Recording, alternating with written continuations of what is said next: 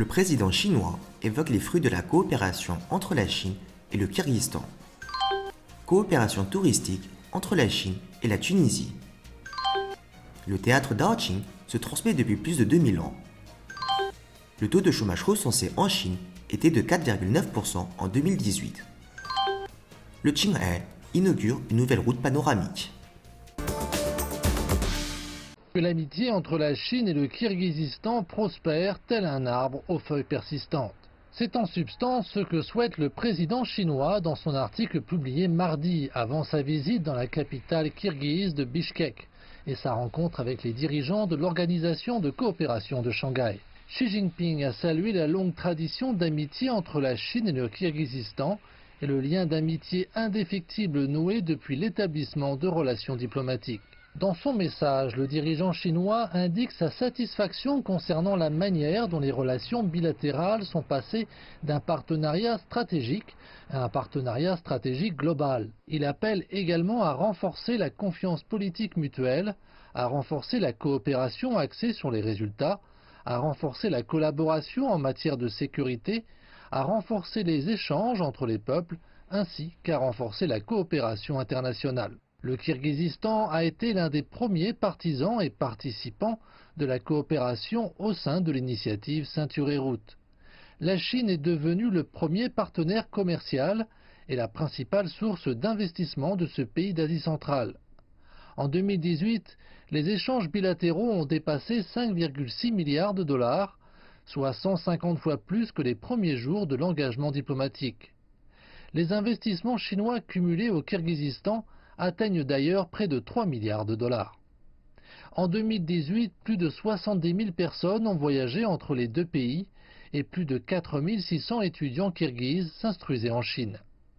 Le président Xi a également salué le rôle de l'OCS dans le maintien de la stabilité et de la prospérité régionale au cours des 18 dernières années, depuis sa création.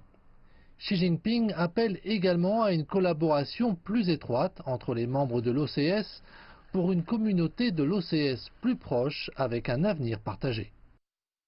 Pour le prochain sommet de l'OCS à Bishkek, le président chinois a estimé qu'en raison des efforts collectifs de toutes les parties, les résultats obtenus seraient fructueux. Le développement accru de l'OCS et davantage de bénéfices parviendront aux habitants de la région.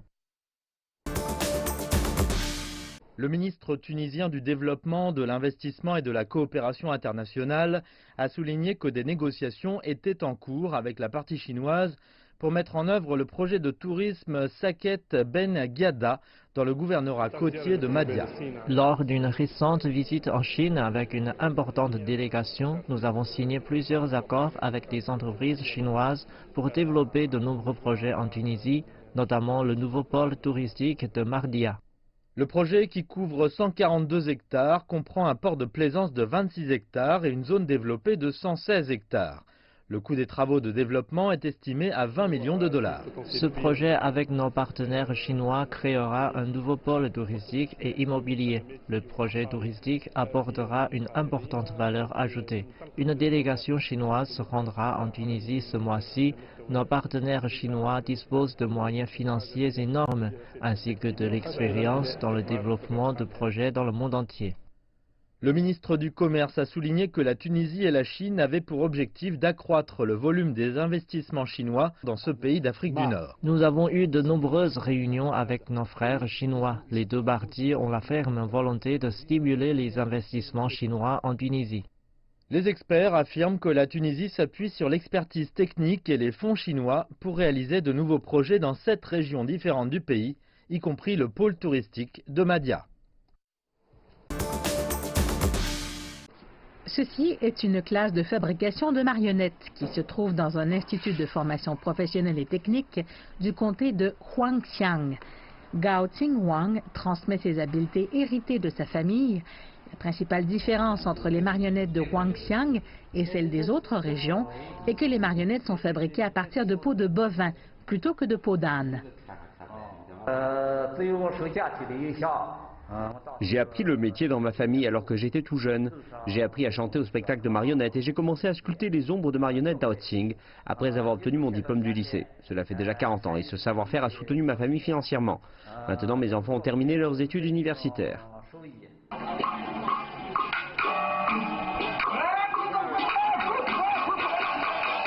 En plus de la fabrication de marionnettes, le marionnettiste interprète toutes les chansons et les dialogues du spectacle, accompagné de 4 ou 5 personnes dans le chœur et jouant d'un instrument de musique.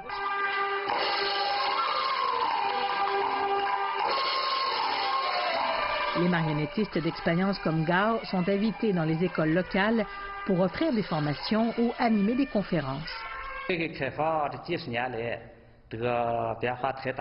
J'ai assisté à d'énormes changements depuis que la politique de réforme et d'ouverture a été mise en place il y a plusieurs décennies. Je ne m'attendais pas à ce que je puisse être enseignant en tant qu'artiste de l'ombre. Maintenant que nous avons des écoles, des étudiants et le soutien du gouvernement, je crois que ce patrimoine culturel peut être bien préservé. L'art populaire remonte à plus de 2000 ans et figurait en 2006 parmi le premier groupe d'éléments reconnus en tant que patrimoine culturel immatériel national. Aujourd'hui, l'initiation au théâtre de marionnettes est un projet important du comté de Huangqiang. J'aime sculpter les marionnettes, c'est un patrimoine culturel immatériel très célèbre dans le comté de Huangqiang. Cela nécessite de la patience et certaines compétences. Aujourd'hui, 27 des 43 équipes existantes de marionnettistes de Daoxing sont très actives sur scène et l'art populaire est l'un des mieux conservés à l'échelle nationale. Selon un rapport du ministère des Ressources humaines et de la Sécurité sociale, le taux de chômage recensé et le taux de chômage enregistré dans les zones urbaines ont atteint 4,9% et 3,8% respectivement l'année dernière. C'est la première fois que le ministère divulgue le taux de chômage recensé. Le rapport indique que le nombre de personnes ayant un travail a atteint 775,86 millions, dont 26,1% dans le secteur primaire, 27,7% dans le secondaire et 46,3% dans le tertiaire. Les recettes des fonds de pension, de chômage et d'accidents du travail en Chine ont totalisé 5 710 milliards de yuans, en hausse de 850,9 milliards de yuans ou 17,5% par rapport à l'année précédente, tandis que les dépenses totales se sont établies à 4 920 milliards de yuans, en hausse de 17,2% ou 722,8 milliards de yuans. En juillet dernier, la Chine a lancé un système central d'ajustement des fonds de pension de base des employés d'entreprise afin d'équilibrer les charges de paiement des gouvernements locaux. Les données ont montré que le fonds central d'ajustement totalisait 242,2 milliards de yuans en 2018. Le système de retraite chinois repose sur 3 piliers: l'assurance de base, la rente d'entreprise et l'assurance de prévoyance commerciale. Cependant, pour un certain nombre de raisons, ces piliers ne sont pas bien équilibrés. Par ailleurs, le rapport a indiqué que quelques 87 400 entreprises ont participé au programme de pension d'entreprise, ce qui représente 23,88 millions d'employés. À la fin de l'année dernière, le système de sécurité sociale chinois couvrait 1,227 milliards de citoyens, soit 88% de la population totale. La province du Qinghai, dans le nord-ouest de la Chine, a inauguré mardi une autoroute panoramique après une construction de longue durée visant à minimiser l'impact sur les forêts qu'elle traverse. Traversant le parc forestier national de Peishan et le parc forestier provincial de Zhanjiasha, l'autoroute de 50 km est surnommée la plus belle route du Qinghai. Il a fallu 5 années pour achever la construction, un long processus étant donné les prouesses habituelles de la Chine en matière de construction d'infrastructures.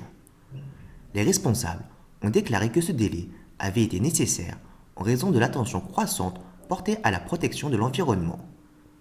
Pour minimiser l'occupation des terres forestières, plus de la moitié de l'autoroute a été déviée et certaines sections ont été transformées en échangeurs, a précisé Wang Qianliang, vice-directeur du Bureau de la construction et de la gestion des autoroutes de la province. Les responsables ont déclaré que plus de 67 000 arbres ont été épargnés lorsque la route a été déviée pour contourner des zones densément boisées. De même, les déchets de construction ont été utilisés pour construire 42 emplacements de stationnement au lieu d'être jetés dans l'environnement. M. Wang a déclaré que la protection de l'environnement occupe aujourd'hui une place importante dans la construction d'autoroutes au Qinghai, absorbant ainsi une certaine proportion du budget de chaque projet. La province du Qinghai, dont une grande partie se trouve sur le plateau Qinghai-Tibet, a consacré plus de 10 milliards de yuans au cours des 5 dernières années à la protection de l'environnement et à la restauration de ses routes et autres projets de transport.